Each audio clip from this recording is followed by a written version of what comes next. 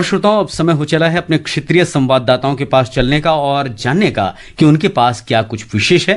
तो इस क्रम में सबसे पहले हम गुजरात चलेंगे। जी। देश के पश्चिमी भाग में स्थित कच्छ जिला अपनी भौगोलिक स्थिति के कारण विशेष है। हर साल लाखों पर्यटक तो कच्छ आते ही हैं। इसके अलावा लाखों की संख्या में विदेशी पक्षी भी कच्छ में सर्दियां व्यतीत करने आते हैं। तो सुनते हैं रिपोर्ट। देश के पश्चिमी भाग में स्थित कच्छ जिला अपनी भौगोलिक परिस्थिति के कारण विशिष्ट है। हर साल लाखों पर्यटक तो कच्छ आते ही है। इसके अलावा लाखों की संख्या में विदेशी पक्षी भी कच्छ में सर्दियां बिताते हैं। कठोर सर्दियों से बचने के लिए साइबेरिया और पूर्व यूरोप के आसपास के क्षेत्रों के अलावा मध्य पूर्व एशिया से पलायन करके पक्षियों की कई प्रजातियां अनुकूल जलवायु की तलाश में कच्छ आती हैं। कच्छ का प्राकृतिक सौंदर्य और वातावरण उन्हें यहाँ आकर्षित करता है। कच्छ मध्य एशिया के प्रवासी पक्षियों के लिए फ्लाईवे भी माना जाता है। पश्चिम कच्छ वन विभाग के उप वन संरक्षक युवराज सिंह जाला ने आकाशवाणी को बताया कि कच्छ में रण, समुद्र, पहाड़ियां और घास के मैदानों के साथ साथ कंटीले जंगल, मैंग्रोव्स और वेटलैंड्स की मौजूदगी की वजह से विभिन्न पारिस्थितिकी तंत्र में यह पक्षी आश्रय लेते हैं। यहाँ की जैव विविधता यानी कि बायोडाइवर्सिटी बहुत ही रिच है। कच्छ के जो अलग अलग भौगोलिक प्रदेश है उसमें रण के साथ साथ पर्वतीय विस्तार है। उसके साथ साथ यहाँ पे ग्रासलैंड जो घास के मैदान बोलते हैं वो भी यहाँ पे अवेलेबल है। बहुत अच्छे पानी